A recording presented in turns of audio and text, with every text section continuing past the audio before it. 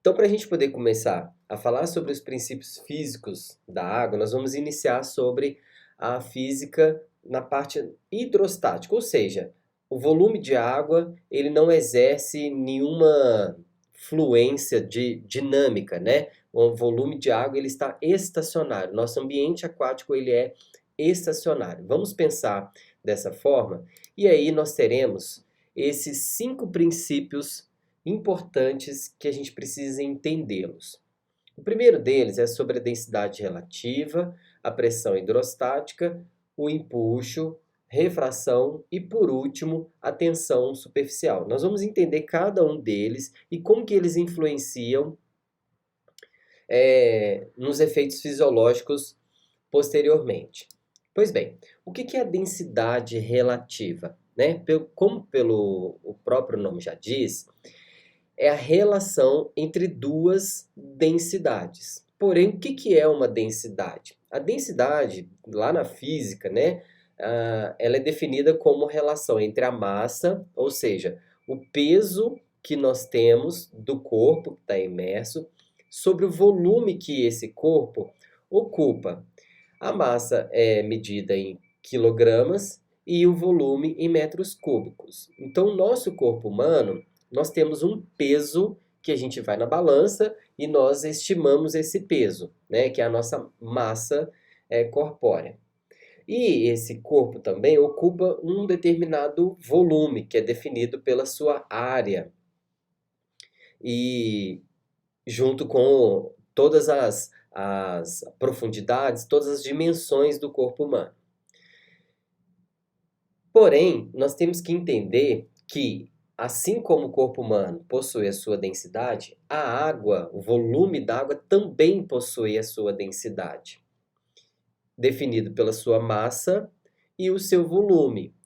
No nosso caso, a massa ela é mais facilmente definida no corpo humano, porque a gente tem ali a nossa massa corporal de 70 quilos, 60 quilos, 35 quilos, 80 quilos, né? E o nosso volume já passa a ser um pouco mais difícil. Ao contrário, na piscina, nós temos uma massa um pouco mais difícil, porque é difícil a gente medir, embora seja possível, é difícil a gente medir a massa, né, o peso da quantidade de água que está imersa. Porém, o volume é mais fácil da gente medir. Como é que a gente mede o volume lá na piscina, né? Nós pegamos as 3 dimensões, largura, comprimento e profundidade, e nós estimamos então o volume ocupado de água. Pois bem, quando eu estabeleço a relação entre a densidade do corpo e a densidade da água, nós estamos falando de densidade relativa. Se nós soubermos qual que é a densidade do corpo e qual que é a densidade da água, automaticamente a gente divide um pelo outro e a gente chega no valor específico da densidade relativa. Então aqui tem a definição, né? A densidade relativa, também chamada de gravidade específica, ela é uma relação entre a massa e o volume de dois corpos, né? Então na água, nós vamos padronizar que a água tem uma densidade igual a 1 quando ela está a 4 graus. E o corpo humano tem uma densidade em torno de 0,974. Então, quando nós estabelecemos a relação de 0,974 dividido por 1, nós teremos uma densidade relativa de 0,974. Quando nós mudamos o corpo humano ou pegamos áreas específicas desse corpo humano, a gente vai perceber que essa densidade, ela muda. Então, esse valor, ele é para o corpo inteiro, total. Porém, se eu pegar algumas regiões, por exemplo, mais densas, como os músculos, os ossos compactos, e os homens, porque eles possuem maior quantidade de massa muscular e de massa óssea, se nós pudermos separar especificamente essas condições, a densidade muda de 0,974 para 1,1. Ou seja, antes aqui a gente tinha uma densidade específica menor do que a da água. Então, a gente tem uma tendência de flutuar.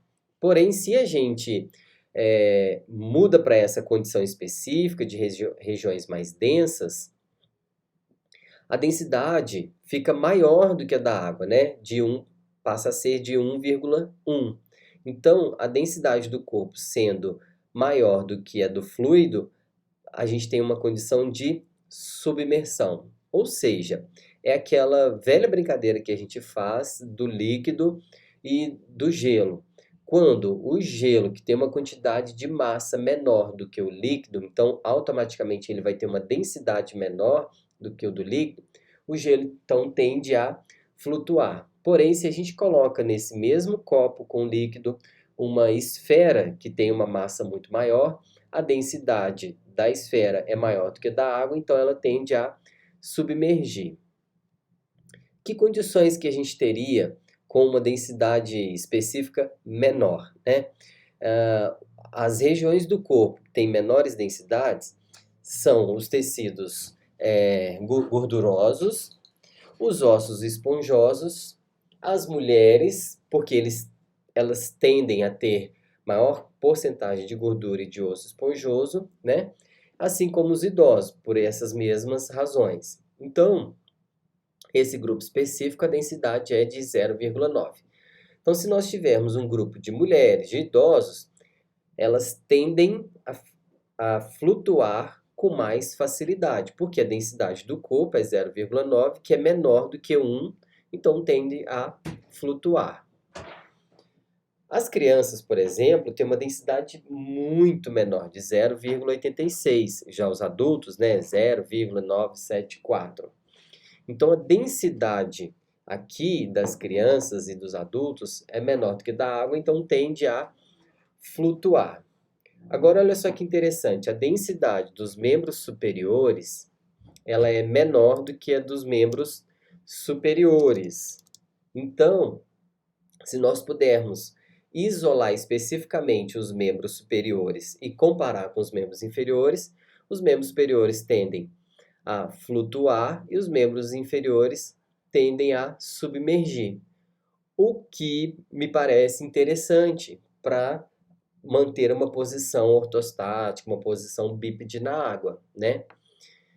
E é interessante também que quando nós inserirmos na água, o corpo humano, ele desloca um volume de água que é exatamente igual ao volume que ele ocupa.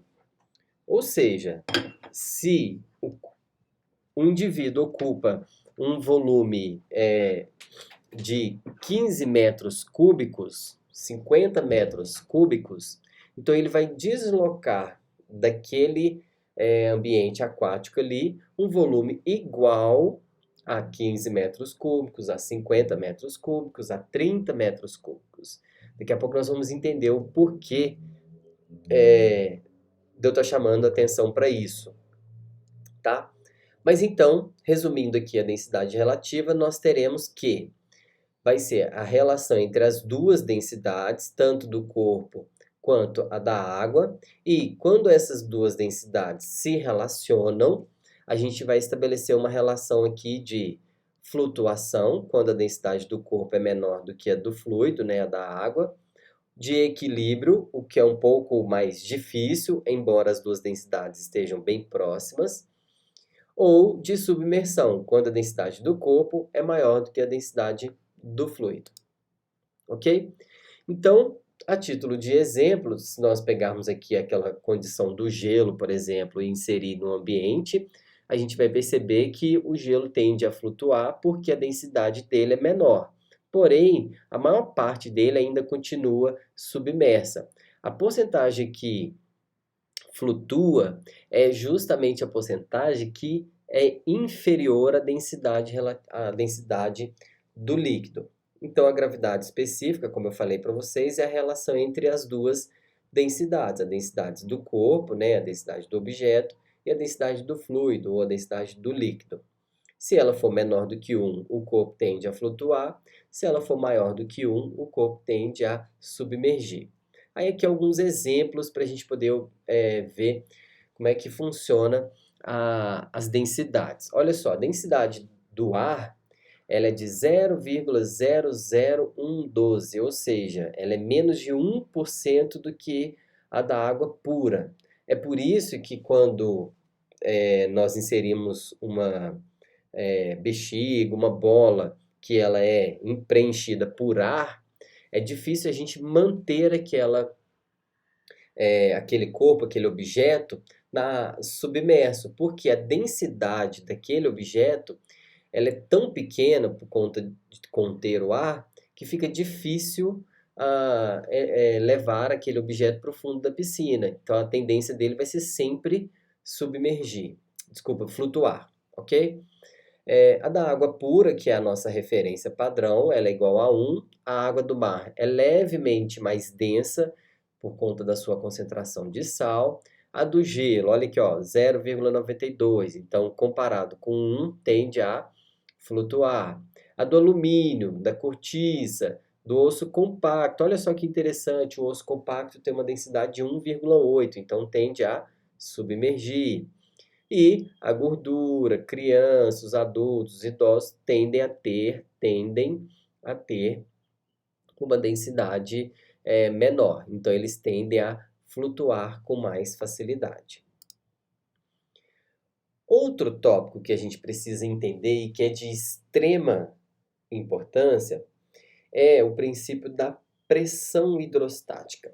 O que é pressão hidrostática? Primeiro, essa pressão ela existe tanto no ambiente aéreo, mas ela não chama de pressão hidrostática, ela chama de pressão aérea, mas ela também existe no ambiente aquático, né? Nos líquidos, que ela vai chamar de pressão hidrostática. O que significa isso? A pressão é uma força exercida por todas as direções, por todos os lados do corpo que está submerso, ok? Então é preciso que o corpo esteja submerso para que ele sofra pressão do líquido. Então nós temos aqui uma relação entre líquido e um objeto, e o líquido exerce uma força sobre o objeto, assim como o objeto exerce uma força sobre o líquido, né? É a lei de ação e reação. Pois bem, a força exercida pelo líquido sobre o objeto, ela é uma força chamada de pressão hidrostática. Essa pressão hidrostática, então, ela vai acontecer em todas as direções. Porém, essa pressão hidrostática é interessante que ela vai depender de quê? Da gravidade específica, que é a gravidade padrão, né, de 10 aqui na Terra. Ela vai depender também da densidade do líquido, porque é o líquido que faz pressão sobre o corpo. Então, depende da densidade do líquido, que no caso da água é igual a 1. E vai depender da altura da imersão. Vejam que desses três fatores, a altura, né, da imersão é o único que nós vamos variar ali, manipular de forma mais fácil. Então, nós temos aqui a altura 1, que é a altura do volume d'água acima do objeto, e a altura 2, que é o volume da água da distância a partir do local onde se insere o objeto, né? Então, nós temos aqui da lâmina d'água até a parte mais baixa do objeto, uma altura 2, e da lâmina d'água até onde inicia o objeto, uma altura 1. Pois bem, se a altura aqui, vamos supor, seja de 30 centímetros, nós teremos uma pressão de a densidade igual a 1 vezes 0,3 vezes 10. Então, nós teremos uma pressão de 3 ρ, que é a medida.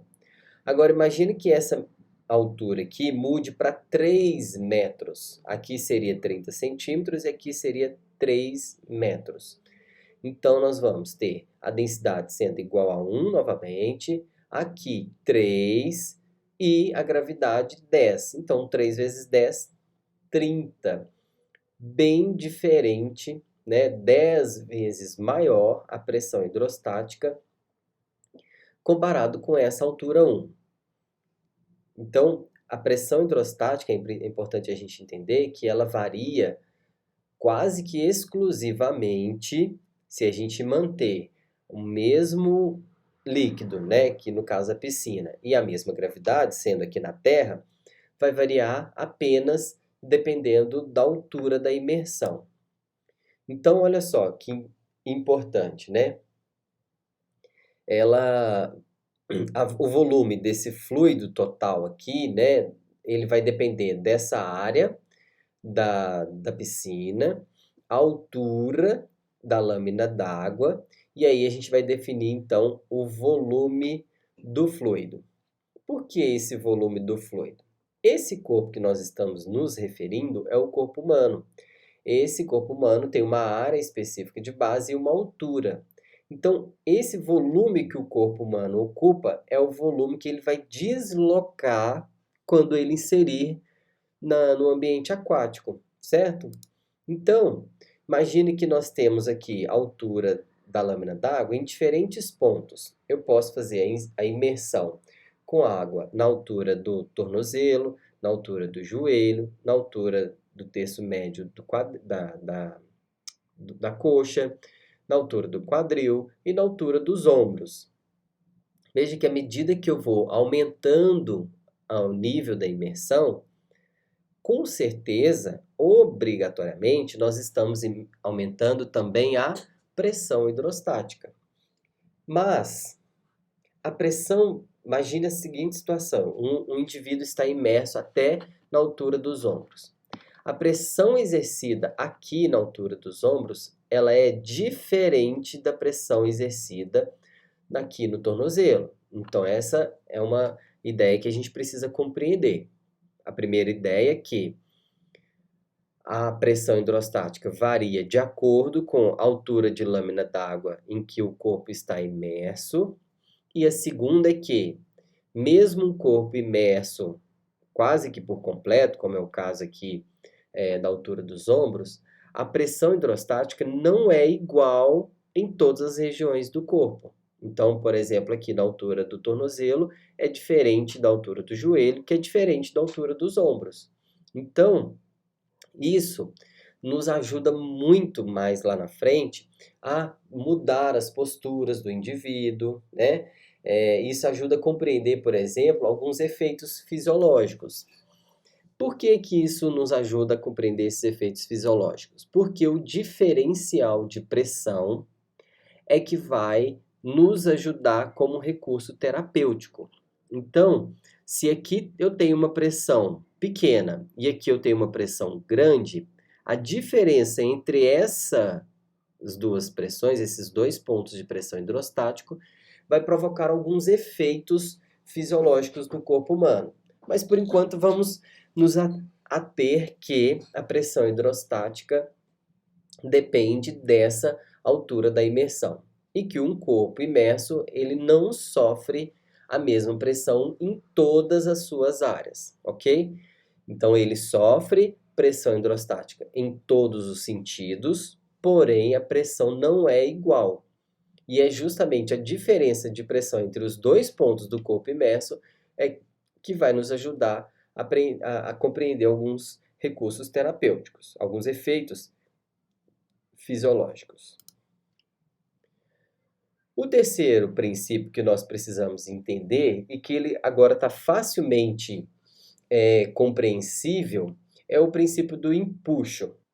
Então, segundo o princípio de Arquimedes, o volume de um corpo, ao ser imerso em um líquido, desloca uma quantidade de líquido que é igual ao volume desse corpo. Então, imagine esse bonequinho aqui, né? Bem prático para a gente poder entender. A banheira estava cheia até a sua cobertura aqui total. Quando o bonequinho, o sujeito, entra nessa banheira, né, ele faz a imersão, veja que ele desloca um volume de água. Se essa água tivesse aqui bem na borda da banheira, Obrigatoriamente, o volume de água extravasado seria o volume do corpo dele. Porém, se esse nível da lâmina d'água for inferior ao nível da banheira, da borda da banheira, que é o que acontece com mais frequência, o volume deslocado talvez nem chega a extravasar. É o que acontece, por exemplo, quando a gente entra numa piscina.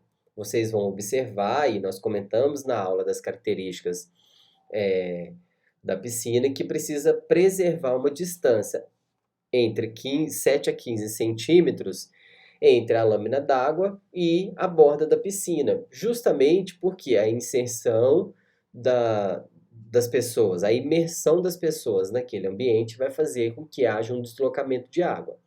E esse deslocamento de água, para não ser extravasado, para não se perder, respeita-se essa distância, ok? Então, o empuxo é dado pelo volume de água que nós estamos deslocando ao imergir naquele ambiente. E ele é compreendido como sendo a força oposta à gravidade. É interessante que o empuxo só existe no ambiente líquido. Pode ser água, pode ser óleo, pode ser qualquer líquido, mas ele só existe no ambiente líquido. E a definição contrária da pressão hidrostática, que é uma força em todas as direções, o empuxo tem uma única direção, oposta à gravidade. A gravidade não é sempre vertical para baixo, né? A gravidade sempre empurra os corpos para o centro da Terra. O empuxo é exatamente o contrário. Ele faz com que os corpos se distanciem do centro da Terra. Então, é uma força vertical para cima.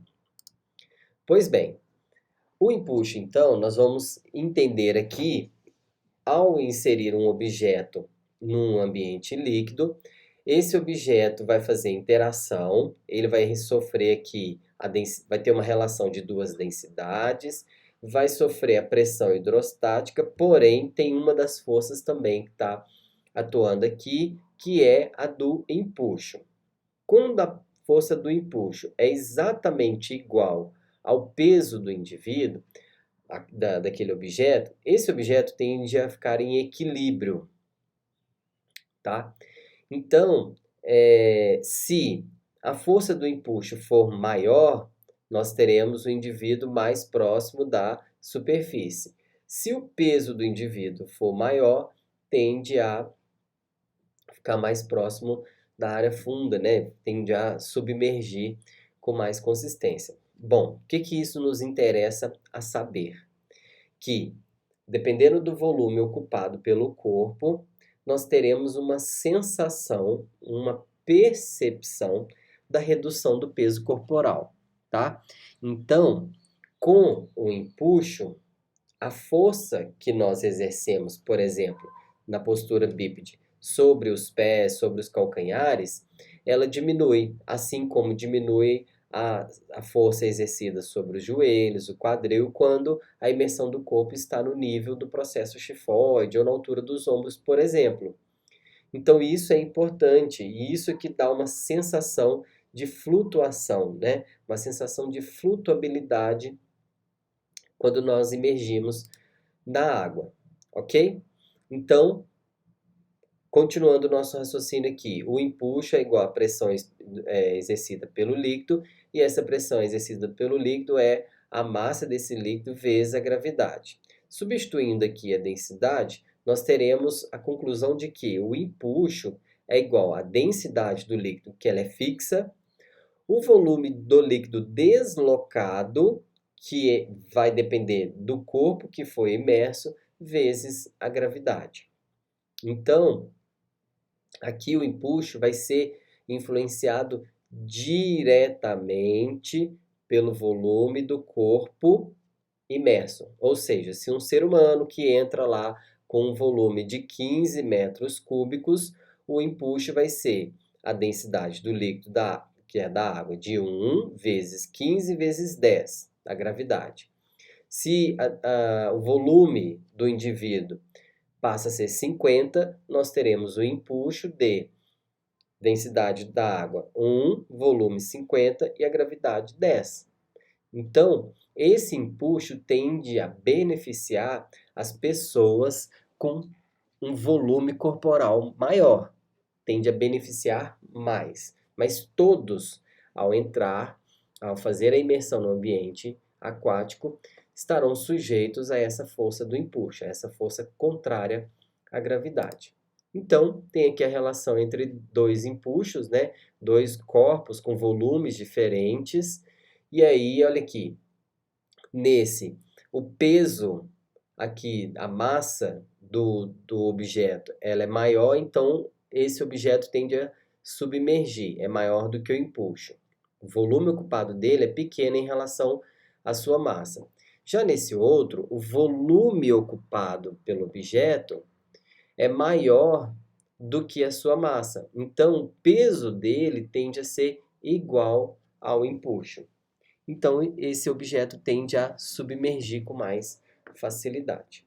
Então, a ideia do empuxo também nos ajuda a entender sobre esse efeito da imersão na piscina, né, no ambiente aquático, assim como a pressão hidrostática. Veja que se a água estiver no nível do joelho, por exemplo, nós temos deslocado aqui um pequeno volume de água, certo? Então, esse volume de água que foi deslocado corresponde à massa das minhas duas pernas, né?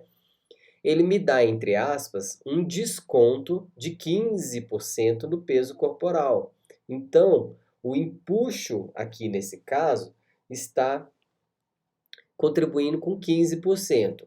Ou seja, reduziu-se o volume, a sensação de peso do corpo do indivíduo sobre os calcanhares em 15%. Então, a sensação de peso passa a ser o quê? 85%, se a água estiver no nível dos joelhos. Agora, se a água estiver no nível aqui do quadril, veja que nós temos um volume de água muito maior deslocado, então nós temos um empuxo também maior. Veja nessa situação aqui em que a água está na altura dos ombros. O volume de água deslocado, que é igual ao volume do corpo submerso, que é o bonequinho aqui, né? O volume de água vai ser igual.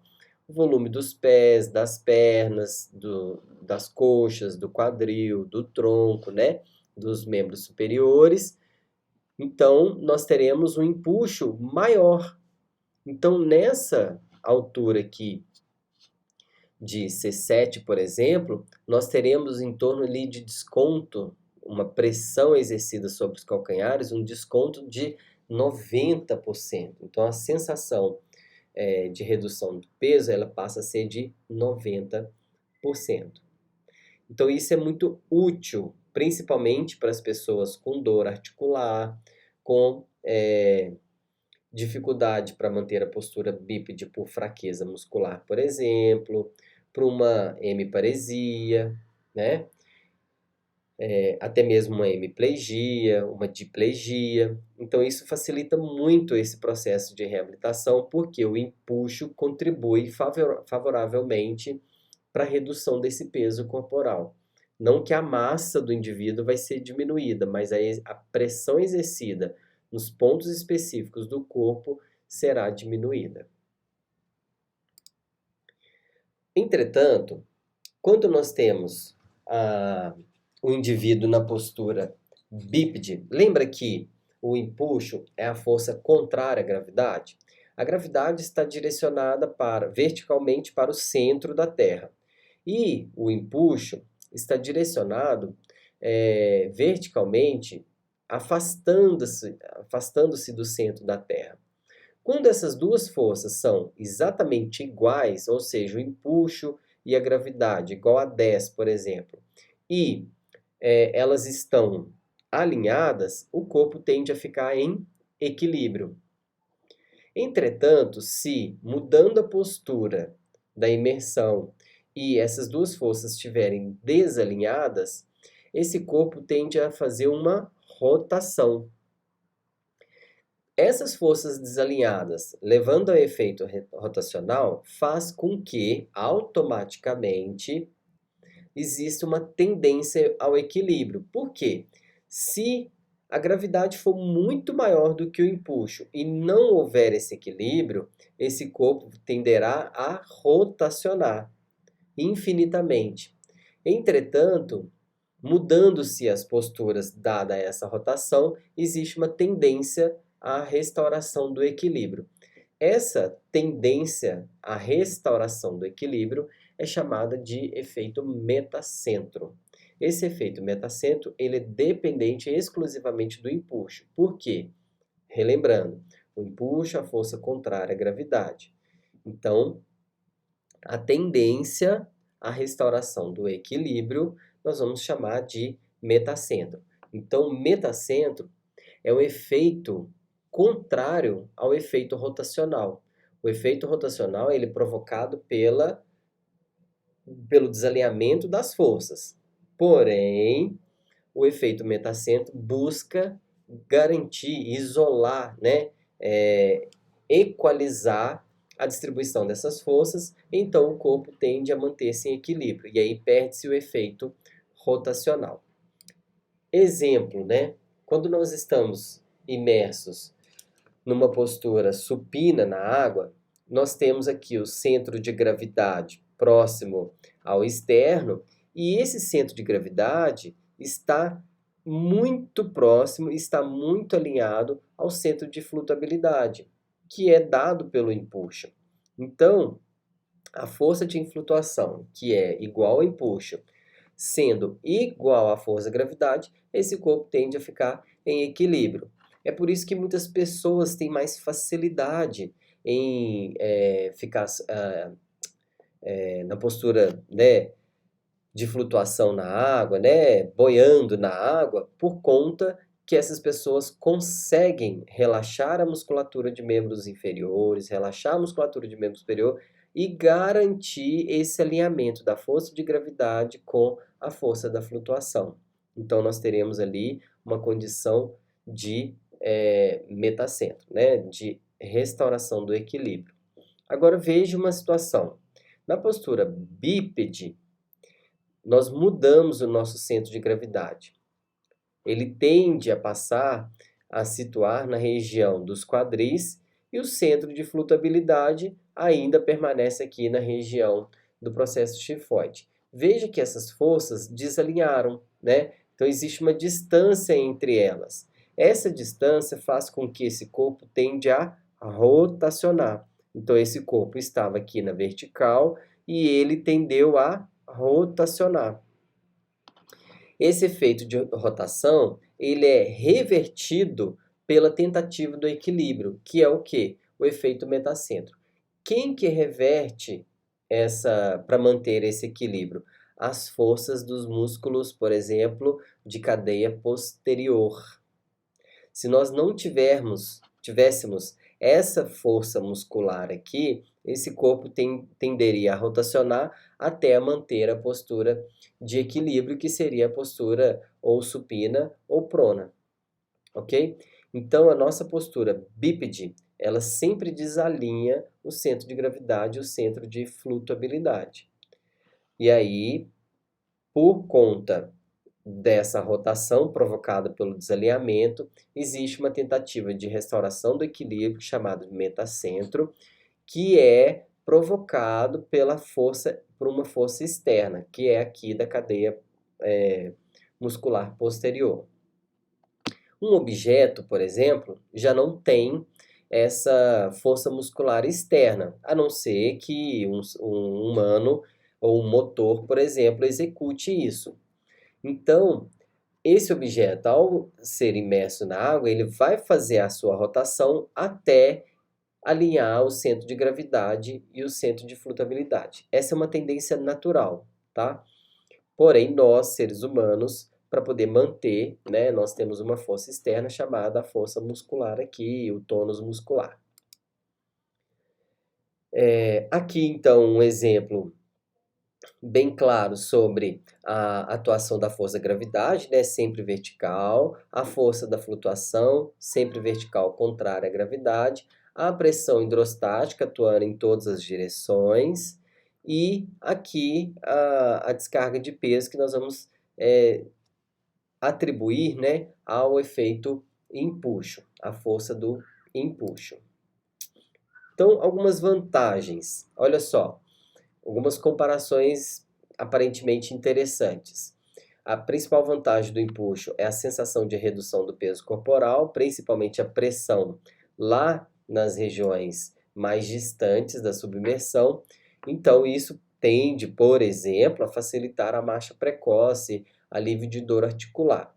Aí, comparando homens com mulheres, se ambos tiverem com o nível da lâmina d'água, né, a imersão em nível de C7, nós teríamos ali apenas 8% de sensação do peso, ou seja, nós teremos um desconto, uma redução do peso de 92%. No processo Schifoide, 28% para mulheres e 35% para os homens, essa percepção do peso. Se a água estiver na crista ilíaca, na altura ali da crista ilíaca, as mulheres tendem a uma percepção de 47%, ou seja, um desconto de 53%, as mulheres, e os homens uma sensação de 54%, ok? Então, só para mostrar que o empuxo ele depende do nível da imersão e ele pode variar também entre homens e mulheres, porque homens e mulheres possuem massa e volumes diferentes. Lembra lá da massa dos homens, por terem mais ossos esponjosos, né, uma musculatura, eles tendem a ter uma massa mais densa, ok? O outro princípio da hidrostática que é importante, ou seja, todos esses princípios, a água está em repouso, o volume de água está constante, né? Está mantido em repouso.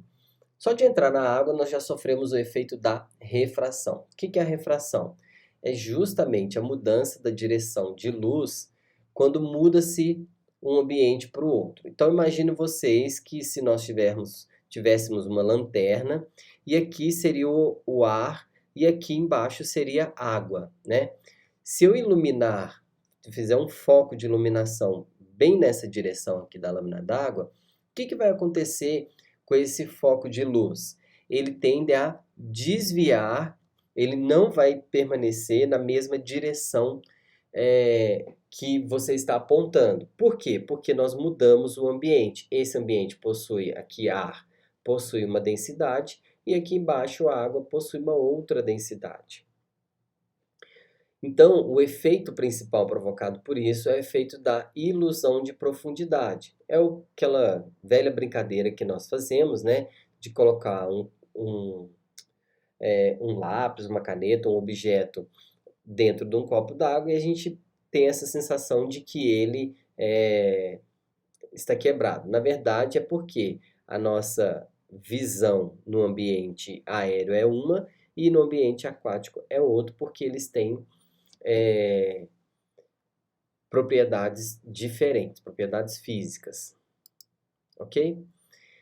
E o último desses princípios da hidrostática é o princípio da tensão superficial. O que é a tensão superficial? É justamente o tensionamento que existe na lâmina d'água.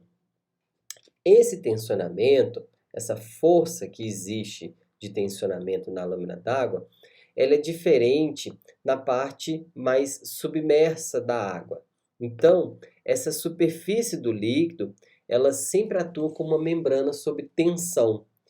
Essa tensão é que justamente vai dar a forma do líquido e não a construção. Vamos imaginar aqui esse copo, né, com água. Ele tem as suas dimensões, então nós inserimos a água aqui, porém perceba que essa parte central e superior da água não está em contato com o copo. Mas por que mantém a mesma estrutura, né, a mesma arquitetura do copo? Por conta da tensão superficial. Se nós enchermos esse copo até a borda, enchemos esse copo de água até a sua borda, nós perceberíamos que cada vez que a gente encher, haveria o transbordamento, porque a tensão superficial se perde aqui e aí provoca esse transbordamento. Mas é importante entender que as forças que atuam na tensão superficial, elas são maiores do que as forças que atuam na região mais profunda. Então, por exemplo, aqui na região mais profunda, nós observamos que esse objeto ele sofre a interferência da pressão hidrostática em todos os sentidos, o empuxo, né, aqui na vertical. Entretanto, quando esse objeto está na superfície, veja que parte do corpo dele está imerso e parte do corpo não está. A parte do corpo que está imersa é a que sofre a pressão hidrostática. A parte do corpo que não está não sofre a pressão hidrostática. Então, a tensão nessa região aqui, ela é maior por conta disso. Então, aqui nós temos a figura A, uma molécula no interior do líquido, interagindo com todas as suas forças vizinhanças em todas as direções. Então, o que a gente tem é as forças mutuamente se anulando. As verticais se anulando aqui, as oblíquas se anulando, as horizontais se anulando. Já na figura B, a molécula na superfície, não há uma molécula de líquido na parte superior, então a molécula sofre, objeto sofre uma força líquida de atração, puxando para a parte inferior do líquido. Então, forma-se a tensão superficial. Essa tensão, ela é maior, então, comparado ao corpo do líquido, e o seu principal efeito é que ela aumenta qualquer trabalho que é realizado na superfície desse líquido quando comparado à imersão. Então, um exemplo prático que a gente consegue observar é que se um nadador conseguisse nadar na parte profunda da piscina, ele ganharia mais velocidade porque ele teria menos esforço. Porque na parte mais profunda da piscina, a força de atrito, a força de deslocamento necessário seria menor. Porém, ele, ao fazer a sua natação aqui na borda da piscina, perceba que sempre, desculpa, na borda não, na lâmina d'água da piscina, perceba que sempre que a parte do corpo que ficar fora da piscina, ela vai precisar exercer uma força muito maior quando comparada à parte que está abaixo. E aquela que está interagindo diretamente com a lâmina d'água é a que sofre a maior força. Então, para o nadador, para o mergulhador, o nadador tem menos vantagem comparado com o mergulhador em termos de força para se deslocar. O que isso implica na nossa prática? Que a entrada e a saída da piscina, aparentemente, para as pessoas, né, que têm boas condições musculoesqueléticas, não são visíveis, mas para as pessoas que não têm, isso passa a ser um problema, porque justamente na entrada e na saída nós teríamos as maiores tensões ali atuando sobre o corpo do indivíduo, ok? Então, esse é o primeiro tópico, que é a respeito dos princípios físicos da água na hidrostática, ou seja, o volume de água está em repouso.